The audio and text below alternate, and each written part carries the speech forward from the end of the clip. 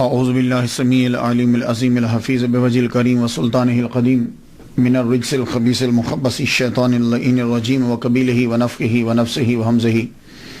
بسم اللہ الرحمن الرحیم۔ تمام نبیوں کے سردار حضرت محمد صلی اللہ علیہ وآلہ وسلم اور تمام مذاہب کے سردار دین اسلام کے پیروکاروں، سلام علیکم طبتم۔ اللہ کی برکات اور اس کی رحمتیں۔ آج کی گفتگو جو ہے وہ 28ویں مرحلے میں داخل ہو گئی۔ میں مصر کے آئمہ اور اولیاء کرام کا تذکرہ کر رہا تھا تو امام شافعی رحمۃ اللہ علیہ کا تذکرہ کیے بنا وہاں سے نکلنا اچھا نہیں لگا۔ امام شافعی رحمۃ اللہ علیہ مجدد ہیں اور ولیوں کے اندر آپ جس دور میں تھے اس دور میں آپ کا رتبہ جو ہے وہ اوتاد کے برابر۔ اس کے بعد صرف 2 ہی رتبے ہوتے ہیں، قطب اور قطب عالم۔ ہمارا جیسے طریقہ ہے کہ ہم سب سے پہلے گفتگو کرتے ہیں نام کے اوپر۔ دوسری صدی کے مجدد اہل سنہ کے تیسرے بڑے امام محمد بن ادریس شافعی قریشی مطلبی مصری رحمۃ اللہ علیہ، آپ دوسری صدی کے مجدد ہیں۔ ابو داؤد میں ایک حدیث مبارکہ ہے کہ ہر 100 سال کے راس کے اوپر اللہ تعالیٰ ایک آدمی کو بھیجتا ہے کہ جو اس امت کے لیے ان کے دین کی تجدید کر دیتا ہے۔ تجدید کا مطلب کیا ہوتا ہے کہ نیا دین دیتا نہیں، 100 سال جب گزر جاتے ہیں تو کچھ نئی چیزیں جو ہے نا وہ داخل کر دی جاتی ہیں، یا ایسا ہوتا ہے کہ جو چیزیں غیر ضروری ہیں ان کو ضروری بنا لیا جاتا ہے، یعنی فروعات کو اصل سمجھ لیا جاتا ہے اور اصل کو ٹوٹلی چھوڑ دیا جاتا ہے۔ تو پھر وہ مجدد آ کے کیا کرتا ہے تو وہ دیکھتا ہے کہ اس زمانے کے اندر بیماری کیا پیدا ہوئی تو وہ اس بیماری کو دور کرتا ہے اور اس کا علاج بھی جو ہے وہ بتلاتا ہے۔ تو امام احمد بن حنبل رحمۃ اللہ علیہ نے ان کو دوسری صدی کا مجدد جو ہے وہ قرار دیا ہے، اور واقعی اس میں کوئی اختلاف بھی نہیں ہے۔ اہل سنہ کے یہ تیسرے بڑے امام ہیں۔ امام جو ہیں وہ 4 ہیں۔ فقہ کے اندر امام جو ہیں وہ 4 قرار پائے۔ ویسے تو قرآن مجید اور حدیث مبارکہ سے استدلال کیا، استخراج جو ہے وہ کیا، استنباط جو ہے وہ کیا گیا، اور بہت سے ائمہ نے مسائل جو ہے وہ نکالے اور اخذ کیے، رائٹ۔ لیکن ساری مسلم امہ متفق ہو گئی کہ 4 امام ہیں، ان چاروں میں سے کسی ایک کے بھی پیچھے کوئی چلے تو وہ اہل سنہ میں شامل ہوگا۔ یہ 4 امام ہی کیوں، اور پھر یہی امام کیوں؟ بہت سے امام ہیں، بہت سے قرآن اور حدیث کو جانتے ہیں، انہوں نے مسائل کو نکالا، لیکن ساری دنیا نے یہ طے کیا کہ دیکھا جائے کہ کون سا امام ہے۔ 1-2 مسئلہ نہیں، پہلا انہوں نے یہ رکھا کہ امام اسے تسلیم کیا جائے گا کہ جس نے ولادت سے لے کر وصال تک کے تمام مسائل جو انسان کو پیش آتے ہیں وہ سارے جو ہیں وہ قرآن اور حدیث کے دلائل سے نکالے ہوں۔ یہ بات یاد رکھیے گا، قرآن اور حدیث کی روشنی سے نکالے ہوں پوری ایمانداری کے ساتھ، پہلی۔ اور دوسری بات یہ، اب قرآن اور حدیث سے تو مسائل بہت سے لوگوں نے نکالے، تو دوسری شرط یہ رکھی گئی کہ انہوں نے جو مسائل نکالے تھے وہ تمام کے تمام لوگوں کی نظروں کے سامنے ہوں، مدون ہوں کتاب کی صورت میں۔ تو اس چیز کو جب چیک کیا گیا تو پتہ چلا کہ صرف 4 امام ایسے ہیں کہ جنہوں نے ایمانداری کے ساتھ ولادت سے لے کے وصال تک کے، انسان کے ولادت اور وصال تک بیچ کے جو مسائل پیش آتے ہیں وہ معاملات ہیں، عبادات ہیں، ان کو قرآن اور حدیث سے اخذ کیا اور لوگوں کے سامنے اسے پیش کر دیا، اور وہ ہماری نظر میں ہمارے سامنے بالکل وہ موجود ہے۔ تو یہ 4 امام ہیں۔ اب کوئی امام اگر آتا ہے تو وہ یہ بتلائے کہ اس نے یہ کام کیا۔ تو فقہ کے اندر ان 4 کو، تو ان 4 میں پہلے امام اعظم نعمان بن ثابت رحمۃ اللہ علیہ، یہ پہلے اس لیے ہیں کہ تمام کے تمام ائمہ جمع تفریق کر کے انہی کے شاگرد بنتے ہیں۔ امام مالک ہم عصر ہیں ان کے، اور ان کے فتاویٰ جو ہیں وہ منگوایا کرتے تھے۔ یہ دوسرے امام۔ تیسرے امام امام شافعی رحمۃ اللہ علیہ۔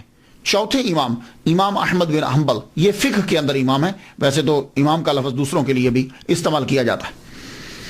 شافعی، آپ کا نام جو ہے، آپ امام شافعی کے نام سے مشہور ہوئے، آپ کا نام شافعی نہیں ہے، آپ کا نام محمد ہے، آپ کے والد گرامی کا نام ادریس ہے، لیکن آپ شافعی کے نام سے کیوں مشہور ہوئے؟ اصل میں آپ کے شجرہ نسب کے اندر ایک نام آتا ہے شافعون، آپ کے گرینڈ فادر کے فادر، وہ شافعیون ان کا نام تھا، ان کی وجہ سے آپ کو امام شافعی کہا جاتا ہے، آپ نے اس کو اڈاپٹ کر لیا اس نام کو۔ تو اب آپ یہ ذہن میں رکھ لیجئے کہ شافعیون آپ کے گرینڈ فادر کے فادر، ان کی وجہ سے ان کا نام، میں شجرہ پڑھتا ہوں تاکہ آپ کو معلوم ہو جائے کہ وہ کس مقام پر آتے ہیں۔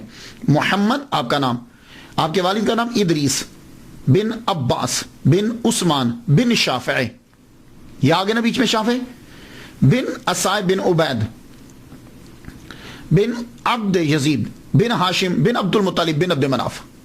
تو یہ شافعی جو آیا تھا، اس کی وجہ سے وہ امام شافعی جو ہے وہ کہلوائے۔ اب امام شافعی جو پروننسیشن ہے، اس کے ضمن میں ایک بات کرتا جاؤں، بڑی اہم بات ہے۔ وہ بات یہ ہے کہ ہماری جو اردو زبان ہے، اس کے اندر بہت سے الفاظ اڈاپٹ کیے گئے ہیں، ترکی سے لیے گئے ہیں، سنسکرت سے لیے گئے ہیں، عربی سے لیے گئے ہیں، ہندی سے لیے گئے۔ تو جب زبان کسی دوسری زبان سے لفظ کو لیا جاتا ہے تو پھر وہ جو اڈاپٹ کرتا ہے وہ اس کو پروننسیشن اپنا دے دیتا ہے، اس کو جو بولنے میں آسان لگتا ہے۔ اسی لیے جب آپ اکثر سنیں گے تو منہ سے نکلتا ہے شافعی شافعی، امام شافعی، فا کے اوپر زبر پڑتے ہیں، جبکہ فا کے اوپر زبر نہیں ہے، فا کے نیچے زیر ہے۔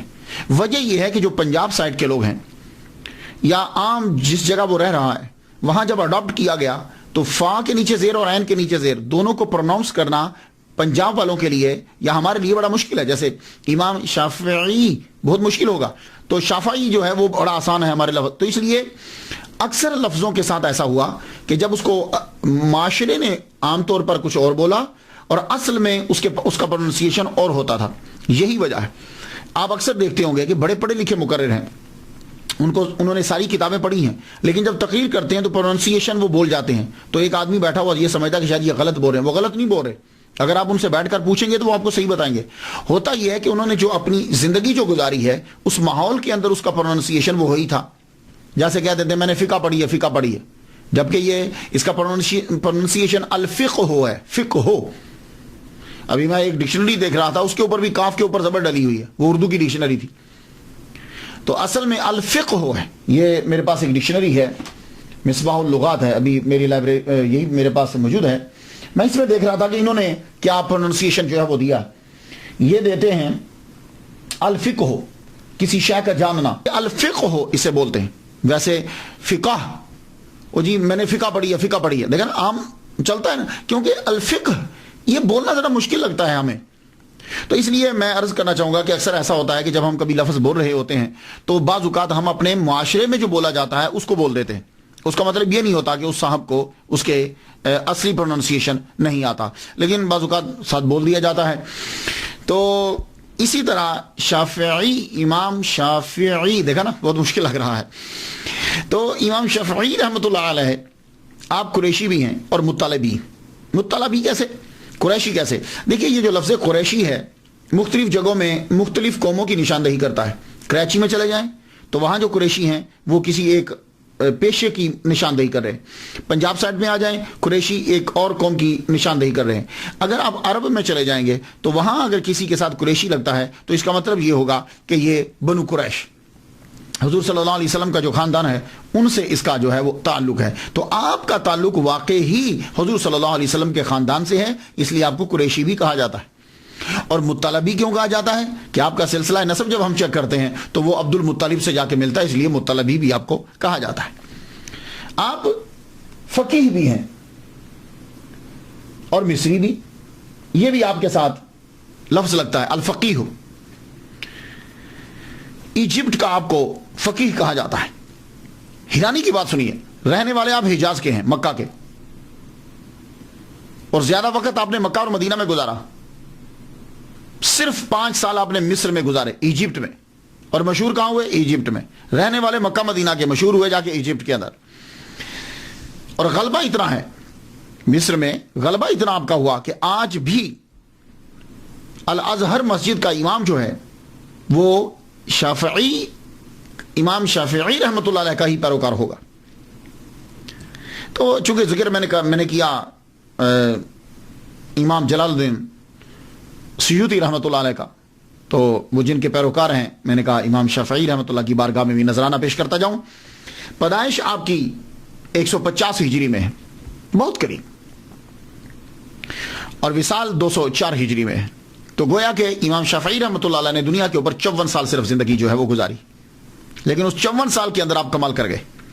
ابتدائی حالات آپ سنتے جائیے. ہمارا کوشش جو ہے ہم یہی کرتے ہیں، زیادہ تر گہرائی میں نہیں جاتے، کہ پتہ چلے کہ یہ جو عظیم بنے لائف کیسی تھی، تاکہ کوئی آدمی وہ لائف گزار رہا ہو تو اس کے لیے بھی بڑے سبق ہوں. اب آپ سبق آپ نے تلاش کرنا ہے، میں بس بولنے لگا. ابتدائی حالات، آپ پیدا ہوئے غزہ ہاشم کے اندر.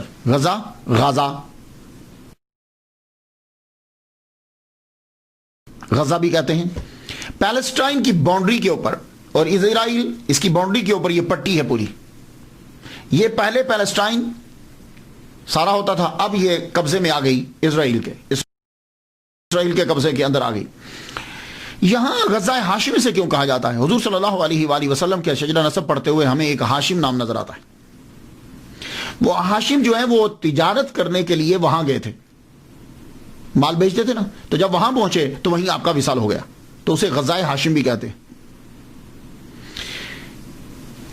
امام شافعی رحمۃ اللہ علیہ کے والد گرامی ادریس درس دینے والا ادریس جو ہیں، ان کے والد گرامی یہ بھی تجارت کرتے تھے، تاجر تھے، زبردست غضب کے تاجر تھے. اب آپ اندازہ لگائیے نا کہ مکے کے رہنے والے ہیں، تجارت کرتے ہوئے یمن، سیریا تجارت کرتے ہوئے آپ پیلسٹائن تک پہنچے، وہاں جا کر آپ رہنے لگ گئے. تجارت آپ نے کی، اللہ تعالیٰ نے بہت نوازا، بڑا رزق دیا آپ کو. جب امام شافعی رحمۃ اللہ علیہ ماں کے پیٹ میں ہیں، ان کی ولادت سے پہلے ہی آپ کے والد گرامی کا انتقال ہو گیا. جتنی جمع پونجی دولت تھی، آپ کی والدہ محترمہ نے 2 سال جو ہے وہ غزہ ہاشم کے اندر گزارے. 2 سال گزارے. جب وہ جمع پونجی جو ہے وہ کم ہونے لگی تو آپ واپس، بیٹا 2 سال کا ہوا جب، تو آپ اپنے بچے امام شافعی رحمۃ اللہ علیہ کو واپس لے آئے، محمد کو واپس لے آئے. کہاں لائے؟ مکہ میں. کیوں لائے؟ سوچتی ہیں کہ ایک تو ایمان محفوظ ہوگا، دوسری جو ہے وہ زبان محفوظ ہو جائے گی. مائیں اپنے بچوں سے پیار تو کرتی ہیں، بہت پیار کرتی ہیں، اس کے لیے ہی سب کچھ کرتی ہے. مائیں تو ہیں کہ جو اپنے بچوں سے پیار کرتی ہیں، لیکن اس ماں نے بھری جوانی کے اندر شادی نہیں کی، دوبارہ شادی نہیں کی. ایک آئیڈیا، ایک نظریہ کہ میں اپنے بچے کو پڑھاؤں گی، تو یہ تو ہر ماں سوچتی ہے، لیکن نہیں، انہوں نے یہ سوچا کہ میں اپنے بچے کو یونیک بناؤں گی، بے مثال بناؤں گی. اور آپ کو میں ایک بات بتاتا جاؤں، امام شافعی رحمۃ اللہ کی والدہ محترمہ حسنی سیدہ ہیں. یہ حضرت امام حسن کی اولاد میں سے ہیں. تو خاندان اللہ اکبر جل شانہ، عربی، سید، قریشی، تو ساری چیزیں جو ہے وہ مل رہی ہیں. آپ اپنے بیٹے کو لے کے واپس آ گئی مکہ کے اندر. مکہ کے آ کے جو ہے وہ رہنے لگی. میں ایک مرتبہ، ایک سکولر ہیں، انہوں نے شیخ احمد سعد الازہری، بڑا اچھا بولتے ہیں، وہ ایک دفعہ بتانے لگے، کہنے لگے کہ امام شافعی رحمۃ اللہ علیہ کی والدہ محترمہ کو خواب آیا کہ جوپیٹر ہے نا، یہ جو ستارے ہوتے ہیں، یہ جوپیٹر جو ہے یہ آ رہا ہے ان کی جانب. آتے ہی ایک دم سے مصر کے اوپر جو ہے وہ ایجپٹ کے اوپر گرا. ان کی طرف پہلے آیا، پھر ایجپٹ کے اوپر گرا. ایجپٹ میں جب گرا تو پھر اس کے ٹکڑے ہوئے، ٹکڑے ہو کر جو ہے وہ بہت ساری جگہوں میں دوسرے ممالک میں پھیل گئے. تو آپ نے خواب کی تعبیر پوچھی کہ جوپیٹر جو ہے یہ میری طرف آیا، اور پھر اس کے ٹکڑے ہوئے اور یہ پھیلے، گرا مصر میں. تو انہوں نے کہا کہ اللہ تجھے بیٹا عطا فرمائے گا، اور وہ بیٹا جو ہے مصر میں آئے گا، لیکن اس کی روشنی اور اس کا علم مصر سے پھر دوسری ایجپٹ سے دوسرے ممالک کے اندر پھیلے گا. تو یہ خواب کی تعبیر آپ کے ذہن میں تھی. تو کہا میں اپنے بیٹے کو ایسا ہی بناؤں گی کہ میرے بیٹے کی روشنی جو ہے وہ 4 دانگ عالم میں پھیلے. اب لے کر آئیں. مکے میں جب واپس آتی ہیں تو ماں خود عربی ہیں، عربک فرینکلی بولتی ہیں. ہماری پنجاب، پاکستان، ان کا مسئلہ تو ہے نا کہ ان کا پروننسیشن، تلفظ جو ہے وہ مجہول ہوتا ہے یا صحیح نہیں ہوتا، تو پھر ہم کہتے ہیں کہ بچے کو قاری صاحب کے پاس بھیج دیجیے. تو یہ تو خود سیدہ ہیں، عرب کی ہیں، ان کا پروننسیشن تو غضب کا ہوگا. تو آپ نے کیا کیا کہ خود بچے کو قرآن مجید حفظ کروانا شروع کیا. تو والدہ ماجدہ نے 7 سال کی عمر جو ہی ہوئی، آپ نے امام شافعی رحمۃ اللہ علیہ کو قرآن مجید پورا یاد کروا دیا. قرآن جب یاد ہو گیا تو اب جو قرآن یاد ہو جاتا ہے تو اس کے بعد یہ چاہتا ہے کہ بچہ جو ہے وہ آگے بھی پڑھے.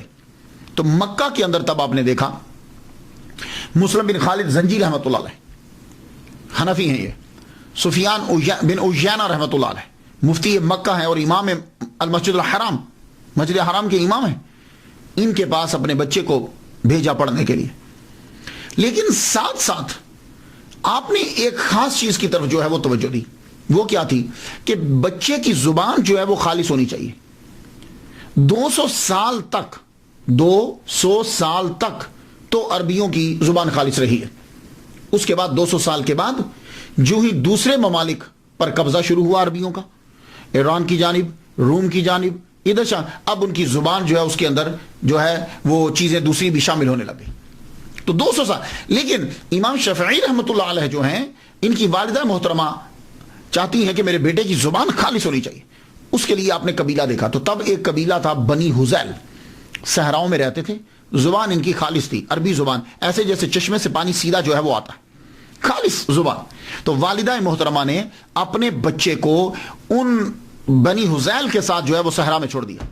جب ذرا بڑے ہو گئے، ہوش والا، کچھ ادھر پڑھ لیا. 17 سال امام شافعی رحمۃ اللہ علیہ نے خالص عربی زبان سیکھنے میں لگا دیے، اور آپ کو ہزاروں اشعار بنی حذیل کے زبانی ازبر یاد ہو گئے. لبید کے سارے اشعار آپ کو جو ہے وہ یاد ہو گئے.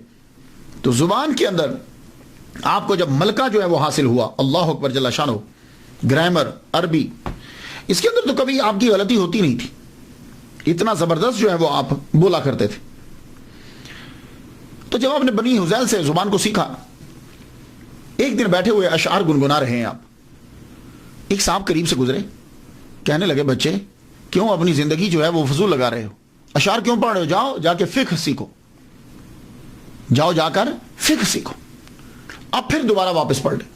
جو تھوڑے اسباق شروع میں لیے تھے اب دوبارہ اسباق لینے شروع کیے. سفیان بن عیینہ، مسلم بن خالد زنجی، ان سے پڑھنا شروع کیا. پھر ایک دن والدہ محترمہ فرمانے لگی، کہتی ہیں بیٹے کافی پڑھ لیا یہاں تو، میں چاہتی ہوں کہ تم مدینے چلے جاؤ. مدینہ امام مالک کا شہرہ تھا. امام مالک ایسے جیسے کوئی سلطان ہے، کوئی بادشاہ ہے، کہ حاکم بھی ہاتھ باندھ کر آپ کے سامنے کھڑے ہوتے تھے. تو آپ کی والدہ محترمہ جو ہیں وہ حاکم مکہ کے پاس گئی، کہنے لگی ایک لیٹر لکھ دو حاکم مدینہ کے نام، کہ وہ سفارش کرے میرے بیٹے کی کہ میرا بچہ جو ہے، اتنے دولت تو نہیں ہے لیکن تم ہمارے خاندان کو جانتے ہو، امام مالک جو ہے وہ میرے بچے کو حدیث جو ہے وہ پڑھائیں. تو حاکم مکہ نے امام شافعی رحمۃ اللہ کی والدہ کے کہنے پر خط لکھ دیا. خط لکھا حاکم مدینہ کے نام. اس سے اندازہ لگا لیجئے کہ کتنا اثر و رسوخ تھا آپ کا. آپ کا خاندان بڑا مقام رکھتا تھا. امام شافعی رحمۃ اللہ علیہ حاکم مکہ سے لیٹر جب آپ کے پاس پہنچتا ہے تو ماں دیکھیے، والدہ محترمہ نے کہا بیٹے مدینہ پہنچنے سے پہلے جس استاد کے پاس جا رہے ہو انہوں نے ایک کتاب لکھی ہے، موطا میرے پاس موجود ہے. کیا کہنے یار. فرماتی ہیں بیٹے وہ ساری کتاب یاد کر کے جاؤ. تو مدینہ روانہ ہونے سے پہلے یہ doctor Muhammad Musa, professor in department of Islamic study, King Abdulaziz University Jeddah, ان سے میں نے سنا، یہ کہتے ہیں کہ 9 راتوں کے اندر موطا امام مالک انہوں نے یاد کر لی. یہ ہمارے عام زبان کے اندر موطا بول دیتے ہیں، لیکن یہ مطلب نہیں ہے کہ اس کو آتا نہیں ہے، اصل لفظ موطا ہے پروننسیشن، لیکن ہمارے یہاں مشکل لگتا ہے. تو موطا امام مالک 9 راتوں میں بیٹھ کر زبانی یاد کر دی. یاد کرنے کے بعد اب مکہ سے روانہ ہوئے. اللہ اکبر جل، کیا کہہ رہے ہیں. ماں ولیہ کاملہ ہو، اللہ تعالیٰ ویسے ہی کرم فرماتا رہتا ہے. اب آپ روانہ ہوئے، مدینہ پہنچے تو سب سے پہلے حاکم مدینہ کے پاس گئے، امام شافعی رحمۃ اللہ علیہ. حاکم مدینہ کو لیٹر دیا. انہوں نے لیٹر پڑھا. پڑھتے ہی کہنے لگے بیٹے اگر تو مجھے یہ کہو نا کہ میں پیدل مکہ چلا جاؤں اور مکہ سے پھر پیدل واپس آ جاؤں تو یقین جان یہ میرے لیے آسان ہوگا، اور یہ میرے لیے مشکل ہے کہ میں یہ تیری سفارش کرنے کے لیے امام مالک کے دروازے پہ چلا جاؤں. اتنا خوف اور دبدبا تھا. لوگ کتنا ڈرتے تھے یار علماء سے، اور کتنی عزت کرتے تھے. اور آج کل کے دور، آج کل دیکھ لیجیے اب کیا حال ہے، علماء کو نوکر سمجھتے ہیں. لیکن پھر بھی کہا حاکم مدینہ نے کہا ٹھیک ہے بیٹے چلو چلتے ہیں، اب تم اتنی دور سے آئے ہو. آپ دونوں چلے، حاکم مدینہ اور امام شافعی رحمۃ اللہ علیہ. امام مالک رحمۃ اللہ کے دروازے پہ پہنچے. دروازہ جا کے کھٹکھٹایا. بڑی دیر کے بعد اندر سے لونڈی آئی. کیا کام ہے؟ خط کا ذکر نہیں کیا، کہا امام سے ملنا ہے. امام کو اندر جا کے بتایا گیا کہ دونوں کے بارے میں بتلایا حاکم مدینہ، اور بڑی دیر کے بعد لونڈی واپس آئی، آگے کہتی ہے کہ امام مالک کہہ رہے ہیں کہ مسئلہ ہے کوئی تو مجھے بتاؤ، اور اگر حدیث سننا ہے تو پھر تم مسجد نبوی میں چلے جاؤ، حلقہ جب ہوگا تو وہاں تمہیں حدیث سنا دی جائے گی۔ اب امام شافعی رحمۃ اللہ علیہ بولے، کہنے لگے نہیں، میں حاکم مکہ کا خط لے کر آیا ہوں ان کے نام۔ وہ عورت اندر گئی، اندر جب گئی تو بڑی دیر کے بعد واپس آئی تو اس کے ہاتھ میں کرسی ہے، اب کرسی کہہ لیجئے جو بھی جس پہ بیٹھتے ہیں، وہ اس نے آ کے مکان کے سامنے رکھ دی، واپس چلی گئی۔ بڑی دیر کے بعد امام مالک، اب دیکھیے حاکم مدینہ وہ باہر کھڑے ہیں، اب آئے امام مالک، بہت خوبصورت جبہ پہنا ہوا، اب ٹھیک ٹھاک رہتے تھے، امام مالک کسی کے سامنے کھانا تک نہیں کھاتے تھے، آپ کی وجاہت تھی آپ کی۔ باہر آئے، کرسی پہ بیٹھے، ہاں بولو خط کہاں ہے؟ وہ امام شافعی رحمۃ اللہ نے خط آگے بڑھایا، خط پڑھتے جائیں تو چہرے کا رنگ تک بدلتا جائے، اچھا تو اب حدیث مبارکہ جو ہیں وہ حاکموں کی سفارشات پر پڑھائی جائے گی۔ جب آپ غصے میں آنے لگے تو امام شافعی آگے بڑھے، گفتگو شروع کی، اللہ اکبر، تو عربی، ادب، نفاست، موزوں الفاظ اور گفتگو کا انداز امام مالک رحمۃ اللہ کو بڑا متاثر کیا۔ آپ نے خط سائڈ پہ رکھا، کہا بھائی ہم تمہاری گفتگو سے متاثر ہوئے، جاؤ ہم تمہیں اپنی شاگردی میں لیتے ہیں، تم ہمارے حلقے میں بیٹھا کرو، جاؤ فلاں آدمی کے پاس جاؤ اور اس کے پاس موطا ہے، وہ لے کر ہماری محفل میں آ جائیے گا۔ جب آپ کو اجازت مل گئی اب حلقہ میں بیٹھے، حلقہ میں جب بیٹھے تو کہا تم کتاب نہیں لائے؟ کہا حضور مجھے آپ کی کتاب زبانی یاد ہے۔ یہ ایک اور حیران کن بات تھی، کہا مجھے آپ کی کتاب زبانی یاد ہے جو آپ نے لکھی ہے۔ اچھا، تو اب ایک روایت جو ہم سنتے آتے تھے کہ امام شافعی رحمۃ اللہ علیہ نے کھڑے کھڑے ساری سنا دی، اور بعض میں ہے کہ نہیں پھر آپ آہستہ انہوں نے امتحان لیا، جہاں سے پوچھیں آپ بتاتے جائیں، کہا ٹھیک ہے تم ہمارے پاس رہ سکتے ہو۔ تو امام شافعی رحمۃ اللہ علیہ اب امام مالک رحمۃ اللہ علیہ کے پاس رہ کر سیکھنے لگے، ان کے پاس سیکھنے لگے۔ تو اب مجھے ذرا تھوڑا سا رکنا ہے یہاں، میں آپ کو بتا دوں امام مالک امام شافعی سے 57 سال بڑے ہیں، پہلی بات تو یہ ہے، پہلا تو یہ رکھے امام مالک 57 سال 57 ایئرس اولڈ ہیں، امام اولڈر ہیں امام شافعی سے، یعنی گویا کہ 57 سال بعد امام شافعی پیدا ہوئے۔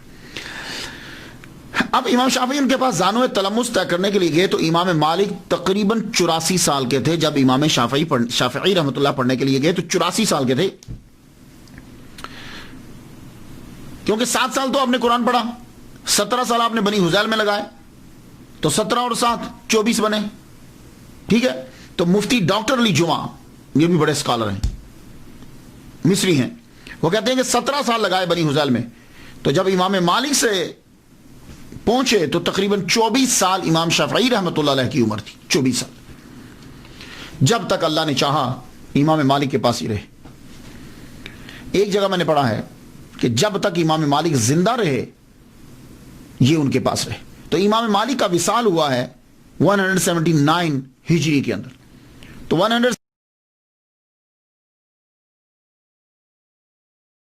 179 ہجری میں امام شافعی رحمۃ اللہ علیہ کی عمر 29 سال تھی، تو اس کا مطلب یہ ہوا کہ امام شافعی رحمۃ اللہ علیہ نے 5 سال امام مالک کی صحبت میں گزارے، اللہ اکبر جل شانہ۔ ان کا جب وصال ہوا تو اب آپ دوبارہ پھر مکہ تشریف لے گئے امام شافعی رحمۃ اللہ علیہ۔ مکہ جب واپس گئے اب آپ کے پاس 5 سال اور نالج حاصل کر چکے، واپس گئے تو آپ نے جا کے تقریر اور تدریس شروع نہیں کی، کیونکہ اس وقت سفیان بن عیینہ مکہ کے مفتی ہیں اور المسجد الحرام اس کے امام ہیں اور آپ کے استاد بھی ہیں، آپ ان کے پاس بیٹھتے، ان کی محفل میں بیٹھتے۔ جب انہوں نے یہ چیک کیا، مفتی مکہ نے یہ دیکھ لیا کہ اس میں بچے میں اتنی صلاحیت ہے کہ یہ خود پڑھا سکتا ہے، تو آپ نے فتویٰ کی اجازت دے دی۔ تو میری تحقیق کے مطابق 29 سال میں آپ کو مفتی مکہ نے اجازت دے دی کہ تم فتویٰ دے سکتے ہو، پڑھا سکتے ہو۔ اب امام شافعی رحمۃ اللہ علیہ نے المسجد الحرام کے اندر، مسجد حرام کے اندر علیحدہ اپنا حلقہ لگا لیا، تدریس آپ نے شروع کر دی۔ اب ہوتا کیا تھا، مکہ جو ہے نا یہ ایک مرکز تھا روحانیت کا بھی اور علم کا بھی پرانے دور کے اندر۔ جو اولیاء کرام تھے وہ وہاں مجاور ہوتے تھے، بیٹھتے تھے، چلے کاٹتے تھے، وہیں رہتے تھے، اور جو علماء ہوتے تھے، بڑا جو علامہ ہوتا تھا وہ وہاں بیٹھ کے پڑھاتا تھا. تو لوگ جب حج کرنے کے لیے آتے تھے تو وہ حج بھی کرتے تھے، اور جو تصوف کی طرف راغب ہوتا تھا وہ اولیاء کرام کی محفل میں بیٹھا رہتا، ان سے ملاقات ہوتی. اور جو علم پڑھنا چاہتا تھا وہ مسجد کے اندر جاتا، وہاں حلقہ جو ہے وہ لگا ہوتا تھا، وہ وہاں پڑھ لیتا. اب یہی طریقہ تھا. تو امام شافعی رحمۃ اللہ علیہ تدریس شروع کی تو موسم حج آ گیا.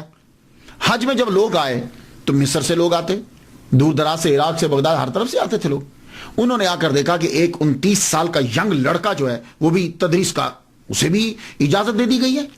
تو مفتی مکہ کی اجازت کے بغیر تو نہیں نا. تو اب جو سفیان بن عیینہ رحمۃ اللہ علیہ کی محفل میں بیٹھتے تھے ان میں سے اکثریت اٹھ کر، اور جو نئے لوگ آئے وہ امام شافعی رحمۃ اللہ علیہ کی محفل میں بیٹھنے لگ گئے، حلقے میں بیٹھنے لگے. کیوں؟ اس لیے کہ آپ جب گفتگو کرتے تھے تو آپ کی گفتگو کے اندر جو ہے بڑی نفاست اور بدوانہ جو ہے نا، بدویوں کا جو گاؤں میں، یعنی جو صحرا میں رہتے ہیں، ان کا اسٹائل تھا، خالص اسٹائل. تو امام احمد بن حنبل رحمۃ اللہ علیہ بھی حج کرنے کے لیے آئے ہوئے تھے. تو وہ سفیان بن عیینہ رحمۃ اللہ علیہ کی حلقے کو چھوڑ کر امام شافعی رحمۃ اللہ کے حلقہ میں بیٹھ گئے. یہ تھی ان کی پہلی ملاقات. تو جب انہوں نے ان کی زبان سنی اور آپ کا علم سنا اور خدا کا کرم دیکھا تو آپ ان کی محفل میں بیٹھتے. کچھ عرصہ آپ نے جو ہے وہ لیکچر دیا ہے مسجد حرام کے اندر. پھر ہارون الرشید کو پتا چلا کہ بڑے قابل ہیں، کوئی نام، جب ان کی شہرت پھیلی تو انہوں نے ان کو، ہارون الرشید نے امام شافعی رحمۃ اللہ علیہ کو یمن کا جج مقرر کر دیا. یمن کے ایک ضلع کا، نجران کا، یا بعض کہتے ہیں کچھ اور. جب جج مقرر کیا تو یہ جج تھے وہاں کے. اور اس دور میں ہارون الرشید کے دور حکومت میں چیف جسٹس جو تھے وہ امام محمد بن حسن شیبانی رحمۃ اللہ علیہ تھے. جیسے مجسٹریٹ ہوتے ہیں، چھوٹے ہوتے ہیں، اور ایک ان کے اوپر چیف جسٹس ہوتا ہے، ایسے ہی امام محمد بن حسن شیبانی رحمۃ اللہ علیہ چیف جسٹس. اب امام شافعی رحمۃ اللہ علیہ جب ان کو یمن کے اندر بھیجا گیا تو ہارون الرشید نے آرڈر کر دیا کہ ان کو پابائے زنجیر لایا جائے اور قتل کر دیا جائے. یہ عجیب گھڑی بھری، جو ابھی 31 سال کی عمر ہے اور آرڈر آ گیا کہ قتل کر دیا جائے. ہوا کیا تھا؟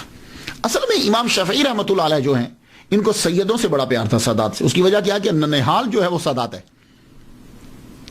ننہال سادات ہے. تو آپ کو پتا ہے کہ بچے کو ننہال سے، ددہال کی بنسبت ننہال سے زیادہ پیار ہوتا ہے. آپ کی والدہ حسنی سیدہ ہیں.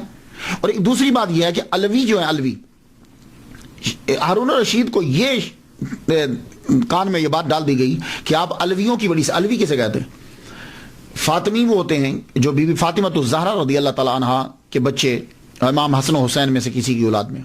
اور علوی وہ ہوتے ہیں کہ ماں فاطمہ نہیں ہے لیکن باپ علی ہے. مولا علی شیر خدا نے اور بھی شادیاں کی تھی تو انہیں علوی کہا جاتا. تو امام شافعی رحمۃ اللہ علیہ سیدوں کی بڑی عزت کرتے تھے. شافعی رحمۃ اللہ علیہ سیدوں کی بڑی عزت کرتے تھے. اس سے بعض لوگوں نے ان کو اہل تشیع میں شامل کر دی، اور ہارون الرشید نے کہا کہ یہ میرے باغیوں کے ساتھ شامل ہیں، حکومت دوسروں کی لانا چاہتے ہیں. تو یہ کنفیوژن سا ہوا، لیکن ایسی بات نہیں تھی. آپ سادات کی ویسے ہی عزت کرتے تھے. اس کی مثال دوں. ایک مرتبہ آپ پڑھا رہے تھے، لیکچر دیتے ہوئے، سیدوں کے بچے جو ہیں وہ بار بار کچھ چیز کھیل رہے تھے. وہ جب آتے آپ کھڑے ہو جاتے، وہ پھر چلے جاتے، پھر آتے آپ پھر کھڑے ہو جاتے، وہ پھر جاتے آپ، وہ پھر آتے پھر کھڑے ہو جاتے. کئی مرتبہ آپ کو ان کے لیے کھڑا ہونا پڑا. اور پھر سیدہ نفیسہ، نام سنا ہوگا آپ نے، بہت بڑا مزار ہے ان کا، سیدہ نفیسہ، اللہ اکبر، بہت انتہائی عقیدت تھی آپ کو ان سے. تو جب بھی آخری عمر کے اندر آپ بیمار ہوتے تو لڑکے کو بھیجتے، جاؤ جا کے دعا کروا کے لاؤ میرے لیے. تو وہ فرماتی جاؤ، اللہ تمہارے استاد کو شفا عطا فرمائے، اللہ تمہارے استاد کو شفا عطا فرمائے، اللہ تمہارے استاد کو شفا عطا فرمائے. آخری بار کیا کہ جاؤ جا کے دعا کروا کے لاؤ. دعا کروانے کے لیے گئے تو بچہ واپس آیا. کہا انہوں نے، فرمانے لگے، وہ بچہ کہتا ہے، عرض کرتا ہے، حضور انہوں نے کہا جاؤ اللہ تمہارے استاد کا بھلا کرے. کہنے لگے لو بھائی اب تیاری کر لو، اب ہمارا وقت آ گیا ہے، اب تیاری کر لو، اب ہمارا وقت آ گیا. تو سادات سے محبت کی وجہ سے ہارون الرشید نے یہ سمجھا کہ شاید یہ ہماری حکومت کو ختم کرنا چاہتا ہے اور باغیوں کے ساتھ ملے ہو. تو اس نے کہا کہ پابائے زنجیر بغداد میں لایا جائے اور قتل کر دیا جائے. آپ کو یہ آپ کی آمد ہو رہی ہے بغداد میں پہلی مرتبہ. چلو ہو سکتا ہے کہ پہلے بھی ہے لیکن تاریخ یہ لکھتی ہے. آپ جب وہاں پہنچے آپ کو پابند سلاسل کر دیا گیا. کیس جو ہے وہ پیش نہیں ہو رہا عدالت میں، یعنی آپ کو ہارون رشید کے سامنے پیش نہیں کیا جا رہا. محمد بن حسن شیبانی، امام محمد جو ہیں یہ امام اعظم رحمۃ اللہ کے شاگرد ہیں اور چیف جسٹس سے ان کو پتہ چل گیا امام شافعی کے بارے میں کہ وہ قید کر کے لائے گئے ہیں اور عدالت میں پیش نہیں کیے جا رہے. آپ فوراً گئے ہارون رشید کے پاس، جا کے کہنے لگے تمہیں غلط فہمی ہوئی ہے، تمہیں غلط فہمی ہوئی، میں جانتا ہوں بہت قابل اور لائق لڑکا ہے، تو تم اسے قتل کا آرڈر نہ دو اور دربار میں حاضری کا موقع دو. واپس لیا گیا آرڈر، دربار میں بلایا گیا. امام محمد بن حسن شیبانی شاگرد رشید امام اعظم رحمۃ اللہ علیہ، آپ کی موجودگی میں جب امام شافعی رحمۃ اللہ علیہ تشریف لائے، آپ نے گفتگو کی، استدلال دلائل جب دیے اور آپ نے اس انداز سے سمجھایا کہ ہارون رشید متاثر ہوا. اس نے کہا ٹھیک ہے آپ جائیے، جا سکتے ہیں آپ کو آپ کی نوکری پہ بحال کیا جاتا ہے. آپ فرمان لگے نہیں، میں واپس نوکری میں نہیں جاؤں گا، مجھے امام محمد بن حسن شیبانی رحمۃ اللہ کے پاس رہ کر مجھے فقہ سیکھنی ہے.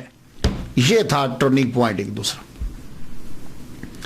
اب امام شافعی رحمۃ اللہ علیہ بغداد میں رہ رہے ہیں امام محمد بن حسن شیبانی رحمۃ اللہ علیہ کے ساتھ. یہاں رہ کر آپ نے اصول فقہ کو جو ہے وہ سیکھا ہے، ان کی صحبت اختیار کی. تو آپ نے اعلان فرمایا وہ امام اعظم کے شاگردوں کی صحبت اختیار کرے. اللہ نے استنباط کا دروازہ ان پر کھول دیا، اور فقاہت ہرگز نصیب نہ ہوتی اگر میں امام محمد بن حسن شیبانی کی کتب کا مطالعہ نہ کیا ہوتا. میں نے آپ نے ان کے پاس رہ کر یہ سیکھا کہ قرآن اور حدیث سے مسئلے کو نکالا کیسے جاتا ہے، یہ چیز سیکھی، اصول فقہ سیکھے، یہ چیز آپ نے سیکھی. اور تاریخ بغداد میں الخطیب بغدادی یہ خود شافعی ہیں، جلد 2 صفحہ 166 پہ لکھتے ہیں امام شافعی نے فرمایا مجھ پر فقہ میں جس شخص کا سب سے زیادہ احسان ہے وہ امام محمد بن حسن شیبانی حنفی رحمت اللہ علیہ ہیں. یہ امام شافعی اقرار کر رہے ہیں. تو اب مجھے سمجھ نہیں آتی کہ جتنے شوافے ہیں یا امام شافعی کے فالوور ہیں وہ حنفیوں کو برا کیوں کہتے ہیں. وہ خود فرما رہے ہیں کہ مجھ پر ان کا احسان ہے، میں نے ان سے سارا سیکھا ہے کہ مسائل کو نکالنا کیسے. اور ایک بات اور یاد رکھیے گا، امام شافعی رحمۃ اللہ علیہ بالکل ایک واسطے کے ساتھ امام اعظم کے شاگرد ہیں. ایک واسطے یعنی بیچ میں ایک بندہ ہے. میں بتاتا ہوں، یاد رکھیے گا ذرا، گفتگو کرنے میں آسانی ہو جائے گی. امام شافعی رحمۃ اللہ علیہ شاگرد ہیں مسلم بن خالد زنجی رحمۃ اللہ علیہ کے، اور وہ شاگرد ہیں امام اعظم کے. تو بیچ میں مسلم بن خالد زنجی ایک، امام شافعی امام اعظم کے شاگرد. تاریخ الکبیر جلد 8 صفحہ 81 پہ امام بخاری نے لکھا ہے، اور یہ بات طبقات جلد اول صفحہ 115 پر بھی ہے کہ امام شافعی رحمۃ اللہ علیہ نے مسلم بن خالد زنجی رحمۃ اللہ سے روایت کی ہے. امام شافعی رحمۃ اللہ علیہ شاگرد ہیں حضرت علی بن زبیان کے، اور وہ شاگرد ہیں حضرت امام اعظم کے. تو بیچ میں ایک. تہذیب الکمال جلد 20 صفحہ 497 پہ ہے کہ امام شافعی نے ان سے بھی روایت کی ہے. امام محمد بن حسن شیبانی رحمۃ اللہ علیہ شاگرد ہیں امام اعظم رحمۃ اللہ کے، شاگرد رشید ہیں. اور امام شافعی رحمۃ اللہ علیہ امام محمد بن حسن شیبانی کے شاگرد ہیں. تو ابن حجر اسقلانی شافعی رحمۃ اللہ علیہ لسان المیزان جلد 5 صفحہ 121 پہ لکھا ہے کہ امام شافعی خود تحریر فرماتے ہیں کہ میں نے امام محمد سے اتنا سیکھا کہ اس کا بوجھ ایک مذکر اونٹ جو ہے وہ اٹھائے گا، نر اونٹ اٹھا سکتا ہے. سارے لوگ فقہ میں اہل عراق کے عیال ہیں، اہل عراق کوفہ کے، اور سارے اہل کوفہ امام ابو حنیفہ رحمت اللہ علیہ کے. یہ ابن حجر اسقلانی لسان المیزان میں لکھ رہے. اب آپ بتائیے وہ لڑائی کس بات کی ہے؟ امام محمد بن حسن شیبانی حنفی سے سیکھنے کے بعد اب امام شافعی رحمۃ اللہ مکہ آ گئے. کچھ عرصہ رہے، پھر مکہ سے یمن گئے، کئی دفعہ یمن گئے، پھر عراق کا بھی کئی دفعہ سفر کیا. اس کے بعد آپ عراق گئے، لیکن مشہور سب سے زیادہ کب ہوا؟ آپ مکہ میں تشریف فرما تھے کہ عراق کے مفتی، بہت بڑے مفتی امام عبد الرحمن ابن مہدی نے خط لکھا، کہا حضور آپ اصول فقہ پہ کوئی کتاب لکھیے، اصول فقہ پہ کہ کس طریقے سے مسائل جو ہیں وہ قرآن مجید سے نکالے جاتے ہیں، حدیث سے نکالے جاتے ہیں.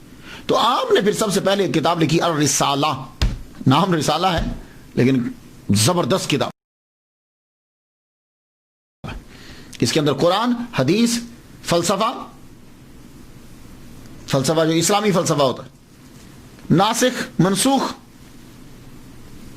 یہ ساری چیزیں جو ہے اس کے اندر جمع کر دی اور مسائل اس کے اندر تحریر کی ہے، اور یہ کتاب آپ نے بغداد بھیج دی، روانہ کر دی عراق میں۔ یہ کتاب جب پہنچی تو اس کتاب نے تہلکہ مچا دیا، علمی حلقے کے اندر تہلکہ مچا دیا۔ امام کی یہ کتاب مفتی عبد الرحمن ابن مہدی نے جب پڑھی تو بول اٹھے کہ امام شافعی جیسا کوئی عالم نہیں ہے۔ ہر نماز کے بعد وہ امام شافعی رحمۃ اللہ علیہ کے لیے دعا کرنے لگ گئے اور کرتے رہے۔ امام شافعی رحمۃ اللہ علیہ کے شاگرد ہیں امام مزنی رحمۃ اللہ علیہ۔ امام مزنی کہتے ہیں کہ میں نے 500 مرتبہ الرسالہ کتاب کو پڑھا ہے، ریڈ کیا ہے۔ I read 500 times، 500 مرتبہ۔ اس کتاب رسالہ کی جب شہرت ہو گئی اس کے بعد آپ بغداد گئے۔ جب بغداد گئے تو علماء، فضلاء، شرفاء سب کو پتہ چلا، اب لوگ آپ کو دیکھنے کے لیے آئے، آپ کی باتوں کو سننے کے لیے آئے۔ تو عراق میں، بغداد میں جب آپ تشریف لے کر جاتے تو وہاں آپ کی ملاقات امام احمد بن حنبل سے زیادہ رہتی۔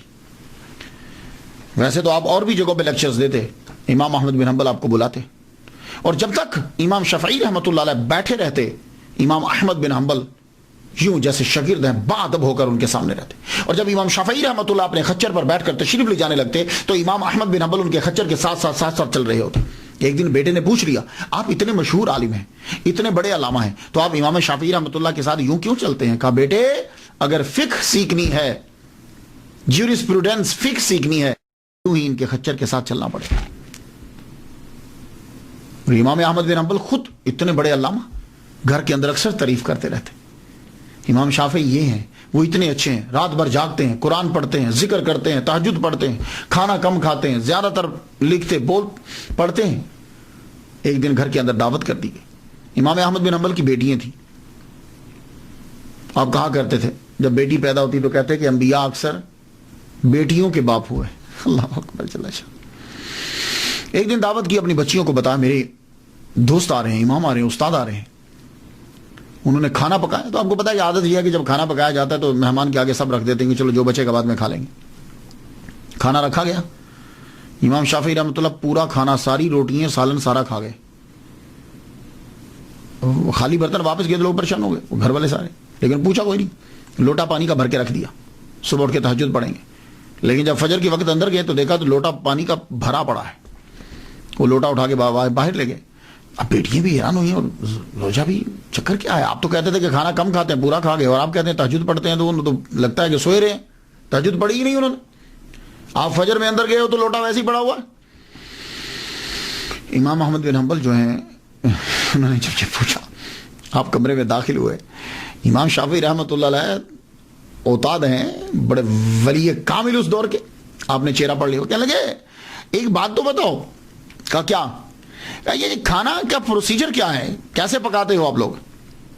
تو امام احمد بن حنبل بتانے لگے کہ میری بیوی، میری بیٹی ہیں، ان کا طریقہ یہ ہے کہ کھانا جب پکاتی ہیں گندم پہلے نکالتی ہیں۔ تب کیا ہوتا تھا، گندم صبح کے ٹائم پیستے تھے گھر کے اندر ہی، گندم نکالتی ہیں تو قرآن پڑھتی ہیں، پیستی ہیں تو قرآن پڑھتی ہیں، آٹا گھونتی ہیں تو قرآن پڑھتی ہیں، پکاتی ہیں تو قرآن پڑھتی ہیں۔ کہنے لگے بس یہی تو میں سوچ رہا تھا۔ فرمانے لگے بات ٹھیک ہے، میں کھانا بہت کم کھاتا ہوں، کھانا نہیں، کیونکہ کھانا کھانے سے پیٹ بھرتا ہے، زیادہ کھائیں تو بخارات اٹھتے ہیں، آدمی کو نیند آتی ہے، سوچ نہیں پاتا۔ میں کھانا بہت کھاتا ہوں لیکن بہت کم کھاتا ہوں، لیکن یہ کھانا جب میرے سامنے آیا، میں نے پہلا لقمہ توڑ کر چبا کے جب وہ میرے حلق سے نیچے اترا، وہ پیٹ میں گیا، میرا قلب شروع ہو گیا، یعنی ذکر کرنا شروع ہو گیا۔ تو میں سمجھ گیا کہ کوئی اسپیشل کھانا ہے، تو میں نے خود سے کہا آج جتنا ہے یہ کھا لے، شاید زندگی میں ایسا کھانا پھر دوبارہ نصیب نہ ہو۔ اللہ اکبر جل شان۔ تو فرمان لگے وہ میں سارا کھانا کھا گیا، ساری رات میرا قلب جاری رہا، ذکر کرتا رہا، میں سویا ہی نہیں۔ میں سوتا تو میرا وضو ٹوٹتا، وضو ٹوٹتا تو میں وضو کرتا نا، تو وضو کرتا تو پانی استعمال ہوتا، میں سویا ہی نہیں۔ اللہ اکبر جل شان۔ یہ تھے لوگ اور وہ تھے گھر والے۔ آپ دوسرے محدثین کی طرح بالکل نہیں۔ امام احمد بن حنبل آپ کے بارے میں کہتے ہیں کہ آپ دوسرے محدثین کی طرح نہیں ہیں۔ محدث جو ہے نا، محدث کسے کہتے ہیں؟ جو حدیث کو زبانی یاد کرتا ہے لیکن اس کو مسئلہ نکالنا نہیں آتا۔ کوئی بندہ مسئلہ پوچھنے آ جائے تو وہ اسے پرابلم ہو جائے گی، حدیثیں تو یاد ہیں. تو فرماتے ہیں کہ دوسرے بھی محدثین تھے لیکن ان کے اوپر فقہ کا دروازہ بند تھا. یہ واحد محدث ہے کہ اللہ تعالیٰ نے اس کے اوپر فقہ کا دروازہ بھی کھول دیا, کیونکہ یہ اسناد کے اوپر اپنا وقت نہیں لگاتا فلاں فلاں فلاں فلاں فلاں فلاں, نہیں, یہ متن کی طرف دیکھتے ہیں کہ متن کے اندر کیا بیان کیا گیا اور اس سے مسائل کو کیسے نکالا جاتا ہے اور لوگوں سے گفتگو جو ہے وہ کس طرح کی جاتی ہے. یہ امام احمد بن حنبل فرماتے ہیں. 40 سال تک امام احمد بن حنبل ان کے لیے ہر نماز کے بعد دعا کرتے رہے. 40 سال تک. ایسے لوگ جن کے لیے دعا کریں ان کا کتنا بڑا رتبہ ہوگا. آپ ولی کامل ہیں, آپ کی بڑی کرامات ہیں. میں ایک کرامت بیان کر دوں جو بغداد کے اندر ہے. ہارون الرشید کے پاس روم کے لوگ آئے, بادشاہ نے بھیجا, کچھ راہ بھیجے, یہ مناظرہ کریں گے تمہارے علماء کے ساتھ, اگر تم لوگ جیت گئے تو ہم جزیہ دیں گے, ادروائز ہم جزیہ نہیں دیں گے. انہی دنوں میں عراق میں امام شافعی رحمۃ اللہ تشریف لائے ہوئے تھے. ہارون الرشید نے علماء کو بلا لیا, اور جب بلایا تو آپ بھی تشریف لے گئے. کہا بھائی راہب آئے ہیں, وہ کہتے ہیں کہ اگر تم ہار گئے تو ہم جزیہ نہیں دیں گے, کون ہے تم میں سے جو ان کا مقابلہ کرے؟ امام شافعی رحمۃ اللہ نے فرمایا میں کرتا ہوں مناظرہ, لیکن شرط یہ ہے کہ مناظرہ دریا کے کنارے پہ ہوگا. سب لوگ دیکھنے لگے, خاص وجہ ہے؟ فرمایا ہاں. راہب چلے گئے, دریا کے کنارے پہ مجمع لگ گیا. امام شافعی نے مصلی اٹھایا, مصلی اٹھا کے دریا کے اوپر بچھا کے اوپر بیٹھ گئے. فرمایا لگے آؤ اس سطح پہ آ کے گفتگو کرو. اللہ اکبر, اس سطح پہ آ کے گفتگو کرو. راہبوں نے کلمہ پڑھ لیا. تو جب خبر پہنچی روم میں, انہوں نے کہا شکر ہے کہ یہ آدمی یہاں نہیں آیا, ورنہ سب کے سب لوگ مسلمان ہو جاتے. اور صرف آپ تقریریں ہی نہیں کی, آپ نے تصانیف بھی لکھی. آپ کی تصانیف میں ایک بڑی مشہور کتاب الام ہے. مانی تو مدر, لیکن یہاں اس سے مراد, اس کا کا ترجمہ مانی کریں گے, سورس کریں گے, دا سورس, بہترین سورس ہے یہ کمال کی کتاب ہے. اس میں فلسفہ ہے, لغت ہے, استدلال ہے, حدیث ہے, قرآن ہے, جو پڑھتا ہے سر دھنتا ہے. اس میں دوسرے مذاہب سے اختلاف اسے بیان کیا گیا, اپنے مذہب کو بیان کیا گیا. 20 شروحات اس کی جو ہیں وہ لکھی جا چکی ہیں, 20. اور ابھی سلسلہ جو ہے وہ مصر کے اندر, ایجپٹ کے اندر اس کا جاری ہے. ڈاکٹر علی جمعہ بتا رہے تھے کہ ابھی سلسلہ یہ جاری ہے. امام مزنی شافعی رحمۃ اللہ فرماتے ہیں کہ امام شافعی رحمۃ اللہ علیہ کو گھڑ سواری کا اور تیر اندازی کا بڑا شوق تھا. اس کے اوپر بھی کتاب لکھی ہے. آپ کی میڈیسن کے اوپر بھی کتاب ہے. ایک کتاب آپ کی مسند امام شافعی, لیکن یہ آپ نے خود نہیں لکھی. نام سے ایسا لگتا ہے جیسے امام شافعی نے خود لکھی. امام شافعی رحمۃ اللہ خود نہیں لکھی. آپ جب تقریر فرماتے تھے, جب آپ درس دیتے تھے, تو درس کے دوران آپ حدیث کا استعمال کرتے تھے. تو حدیث کا جو استعمال فرماتے تھے تو آپ کے شاگرد ابو العباس محمد بن یعقوب الاسم جو ہیں وہ نہ حدیث کو لکھ لیتے. تو وہ حدیث جو لکھی ہیں اس کا نام ہو گیا مسند امام شافعی رحمۃ اللہ. تو آپ نے وہ, اس لیے یہ جب کتاب اگر آپ پڑھیں گے نا تو اس کتاب میں تکرار نظر آئے گا آپ کو. تو اس لیے یہ آج لیکچر دیا, ایک حدیث بیان کی, تو کل کے لیکچر میں پھر شاید دلیل آ گئی تو وہ حدیث بیان کر دی, تیسرے لیکچر یا 4 لیکچر چھوڑ کر چھڑے میں پھر آ گئی, تو اس لیے تکرار نظر آئے گا. امام شافعی رحمۃ اللہ کی جو ایک بات ہے یونیک, وہ عربی میں مہارت ہے. امام شافعی رحمۃ اللہ علیہ نے بنی حذیل کے اندر 17 سال گزارے, صحرا میں رہ کے زبان کو سیکھا ہے. تو اس دور میں آپ کو عربی زبان میں اتھارٹی تسلیم کیا جاتا. لبید کے ہزاروں اشعار آپ کو یاد تھے, خود بھی آپ شاعر تھے. آپ جب مصر تشریف لائے تو کچھ لوگ تو آپ سے سیکھنے کے لیے آتے, کچھ صرف آپ کو سننے کے لیے آتے کہ عربی کتنی کمال کی بولتے. سیرت ابن ہشام کے مصنف خود عربی کے ماہر ہیں. انہوں نے جب امام شافعی رحمۃ اللہ کو عربی بولتے ہوئے سنا تو حیران رہ گئے. لکھتے ہیں کہ میرے خیال میں نہ تھا کہ ایسا عمدہ آدمی, ایسی خوبصورت زبان بولنے والا کوئی اللہ نے پیدا کیا ہے. امام اسماعی کا نام سنا, عربی ادب اور گرامر کے امام ہیں. یہ امام شافعی رحمۃ اللہ کے شاگرد ہیں. کوئی زبان ہوتی ہے نا تو اس کے اندر اصل مشکل چیز شاعری ہوتی ہے. کوئی بھی زبان مشکل چیز شاعری ہوتی ہے. اردو زبان ہے, عام آپ بول لیں گے لیکن شاعری مشکل ہوگی. انگلش زبان ہے, آپ بول سکتے ہیں لیکن اس کے اندر شاعری مشکل ہوگی. عربی زبان ہے لیکن اس کے اندر مشکل شاعری ہوگی. اور پھر شاعری بھی اسلام سے 100 سال قبل کی. ایک شاعر گزرا ہے الشمفرہ, 100 سال قبل, اسلام کے ظہور سے 100 سال قبل کا شاعر ہے. اس کی عربی اتنی مشکل ہے کہ جیسے شیکسپیئر کے ڈرامے ہیں نا, اس کے اندر جو زبان استعمال کی گئی آج کے دور میں ترجمہ کرنا مشکل ہو جاتا ہے. تو اس کی شاعری کے الفاظ بھی شیکسپیئر کی انگلش سے بھی بہت مشکل ہیں. امام اصمعی رحمۃ اللہ علیہ نے لفظاً اس کی شاعری امام شافعی رحمۃ اللہ علیہ سے پڑھی. یہاں سے اندازہ لگا لیجیے کہ عربی زبان کے اندر کتنا ملکہ تھا آپ کو. اللہ اکبر جل شانہ. عبد الملک ابن ہشام نے کیا خوب جملہ کہا ہے کہ امام شافعی لغت اور انصاف کے زبردست عالم ہیں اور آپ کے اندر سخاوت بھی حد درجہ کی تھی. اکثر عمرا یا لوگ آ کر آپ کو نذرانہ دیتے, آپ لے لیتے, نہ نہیں کرتے. ہارون رشید جب آپ کو دیتا آپ لے لیتے, پکڑ لیتے, لیکن کرتے کیا تھے؟ ہارون رشید تھیلی بھری ہوئی دے دیتا اشرفیوں کی, دینار کی, دراہم کی. آپ لے کر جب نکلتے تو تقسیم کرتے جاتے گھر پہنچتے تک تمام جو ملا تھا وہ ختم ہو چکا ہوتا. ایک مرتبہ مقام صنع سے مکہ کی طرف جا رہے ہیں, مکہ پہنچے آپ, وہاں خیمہ لگا آپ کا, 10,000 دینار تھے آپ کے پاس, دراہم نہیں دینار تھے آپ کے پاس.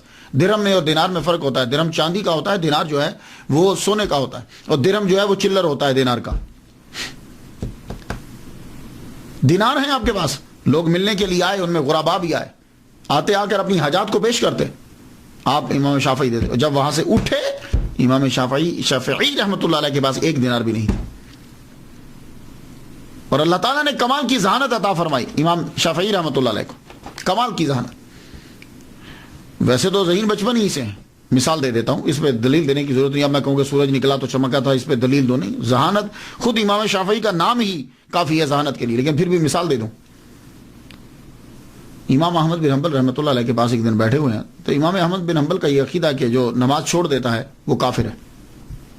من ترک الصلاۃ متعمدا فقد کفر, جو جان بوجھ کر نماز چھوڑے وہ کافر ہے. تو آپ نے فرمایا جب کوئی نماز جان بوجھ کے چھوڑتا کافر ہو جاتا ہے تو پھر مسلمان کیسے ہوگا؟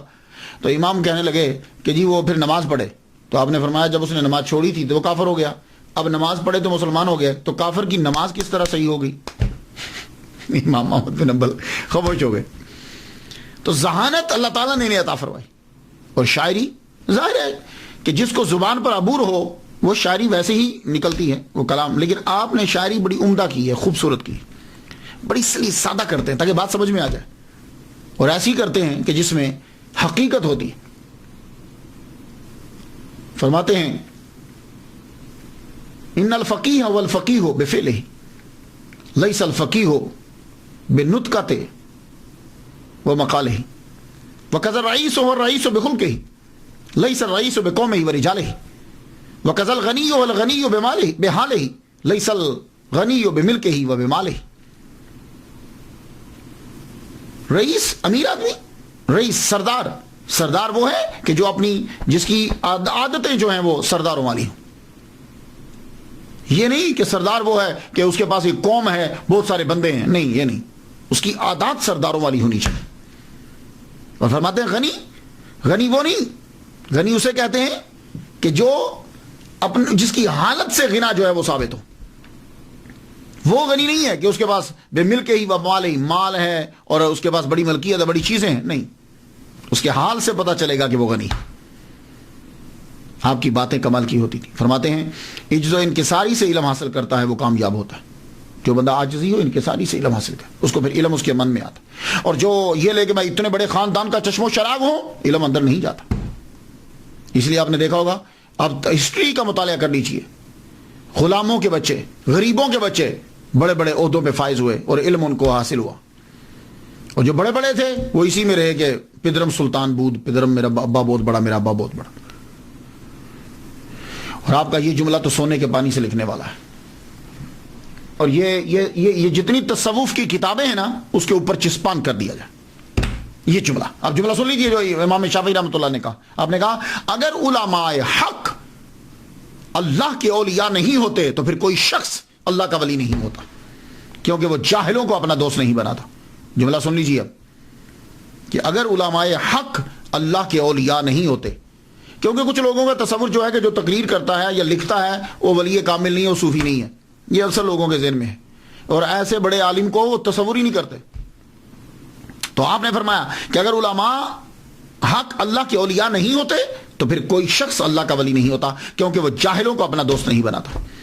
تصوف کے اندر امام شافعی رحمۃ اللہ علیہ کو ایک مقام حاصل ہے. یہ جو اولیاء کرام کی کابینہ ہوتی ہے نا, 300 اولیاء, 30 ابدال, 7 اوتاد, 5 اقطاب, 1 قطب عالم, یہ ہے پوری دنیا کے اندر ان کی حکومت ہوتی، جو اوپر سے کم ہوتا ہے نیچے سے وہ بلندی پہ چلا جاتا ہے. تو آپ کو حضرت خضر علیہ السلام نے اوتاد میں شامل کیا ہے، اتنا بڑا رتبہ ہے آپ کا. اور ویسے یہاں امریکہ میں بہت بڑے صوفی ہیں، حمزہ یوسف، وہ ایک دن تقریر کرتے ہوئے کہہ رہے تھے کہ امام شافعی رحمۃ اللہ علیہ نے یہ کہا ہے کہ be a Sufi and faqih, don't be one of them without other. تو جب بھی بن تو صوفی بن اور فقیہ بن، صوفی اور فقیہ، نہ تو فقیہ بن بغیر صوفی کے، نہ صوفی بن بغیر فقیہ کے. دونوں چیزیں ہونی چاہیے، دونوں چیزیں. عبداللہ انصاری فرماتے ہیں کہ میں شافعی نہیں ہوں، لیکن میں امام شافعی رحمۃ اللہ علیہ کا عقیدت مند ہوں، اس وجہ سے کہ تصوف میں ان کا مقام بڑا بلند ہے.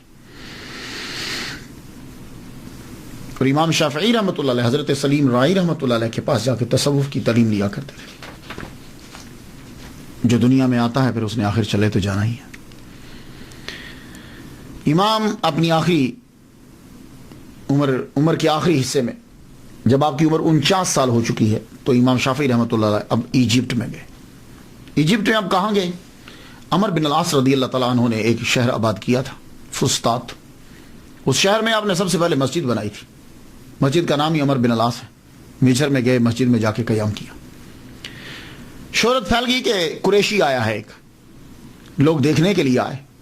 دیکھنے کے لیے جب آئے تو آپ اس وقت نماز پڑھ رہے تھے. مجمع لگ گیا مصر کا، لوگ مصری دیکھ رہے ہیں، آپ نماز پڑھ رہے ہیں.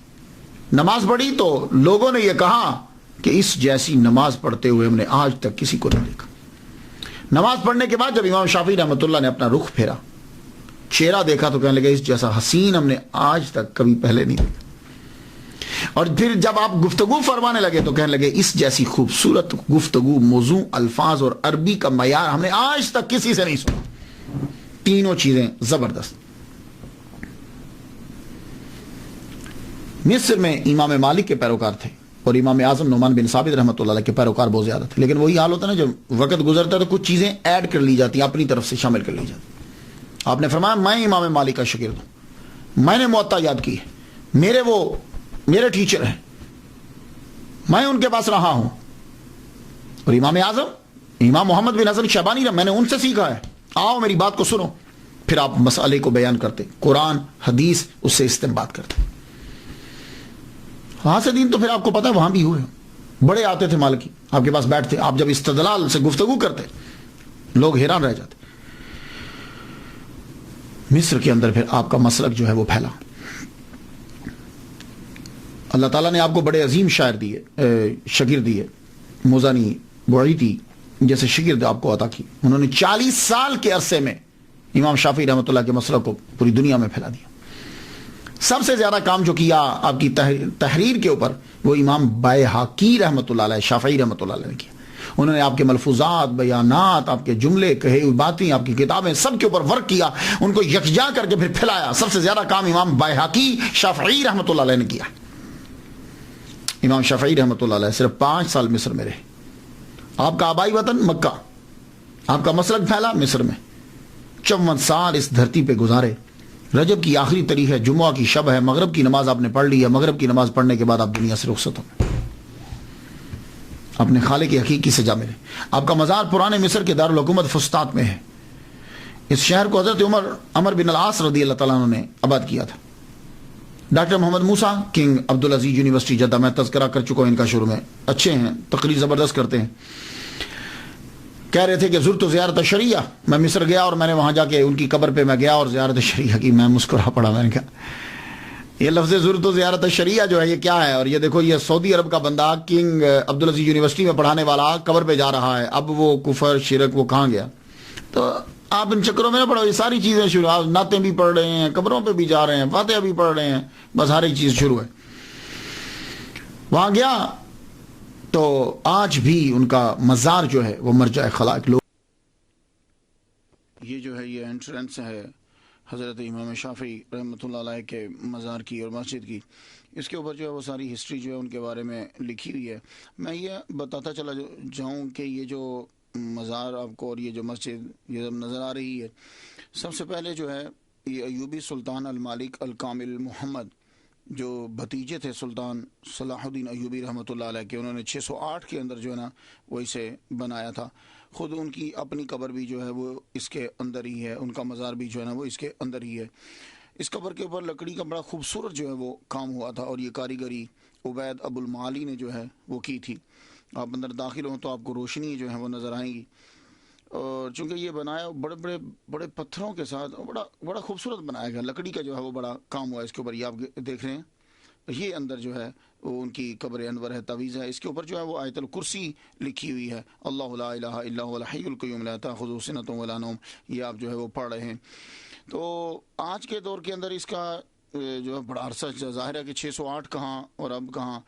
تو اس کو دوبارہ جو ہے دبئی کے جو ہیں عیسیٰ صالح الکرک جو ہے یہ گروپ بھی ہے، اور ویسے یہ خود عیسیٰ صالح جو ہیں یہ سفیر بھی رہے ہیں یو کے اندر اور آئرلینڈ کے اندر بھی. 1960 کے اندر انہوں نے گروپ جو ہے وہ الکرک گروپ جو ہے وہ بنایا تھا. تو اب تو خیر یہ بہت بڑا گروپ ہو گیا ہے. تو انہوں نے جو ہے ڈونیشن دیا، اور بعد میں یہ جدید جو عمارات اور چیزیں جو نظر آ رہی ہیں مسجد کی تعمیر اور آپ کی مزار کی، یہ ان کی ڈونیشن کی وجہ عیسیٰ صالح جو دبئی کے اندر ہیں. تو یہ اب دیکھیے کہ مزار شریف کے اوپر جو ہے وہ قرآن مجید جو ہے مصری آ کر جو ہے وہ پڑھتے ہیں، اور اس کی زیارت جو ہے دور دراز سے آ کے لوگ بھی جو ہے وہ کرتے رہتے ہیں. جیسے میں نے ڈاکٹر محمد موسیٰ ہیں، وہ انہوں نے کہا کہ میں وہاں گیا زرت و زیارت شریعہ، میں نے وہاں جا کے جو زیارت کی اور فاتحہ پڑھی. یعنی کہ سعودی عرب کے لوگ بھی جو ہے وہ یہاں آتے ہیں. یہ دیکھیے کتنا خوبصورت منظر ہے آپ کی قبر انور کا، اور اس کے اوپر لکڑی کا جو کام سارا ہوا یہ سلطان صلاح الدین ایوبی کے بھتیجے نے جو ہے وہ کیا. آج بھی دعائیں پڑھی جاتی ہیں. اللہ تعالی رحمت نازل فرمائے.